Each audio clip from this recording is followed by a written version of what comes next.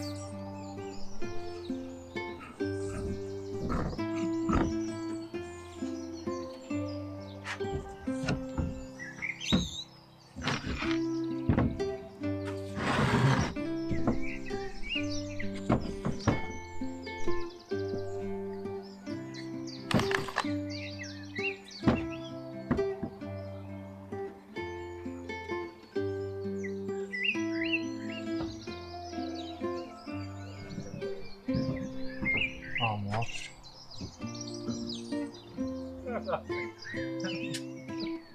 That's not bad though. Get a kiss off your wife while you're doing it.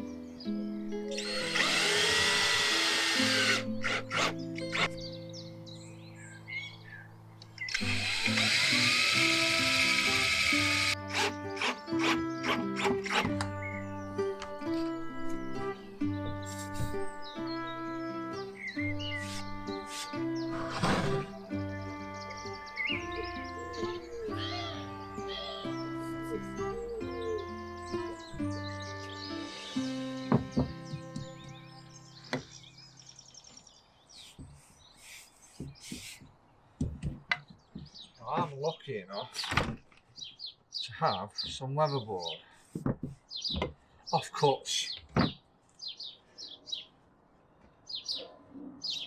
Father-in-law. I'm going to cut these to size. Basically, one will go on the bottom, and then the next one will go like that. How's that for a look?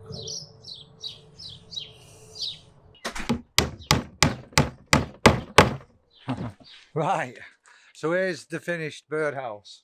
And what I'm going to do is get a fine hook like that, open it a little bit, a pair of pliers like that, and screw it in the side. I've done one here on the side of this old birdhouse, and then I'm going to hang some coconut food on. So, another tip, get yourself a clip, get yourself a flowery branch. Now this isn't a flowery branch, but you clip them, and you can clip them on anything, near a feeder. This is just an example. Your birds, imagine the flowers are down there, your birds will land on there, and that's how photographers in your magazines and on your websites and stuff are getting these beautiful images of birds sat on these flowery twigs. They're just clipping them near bird feeders.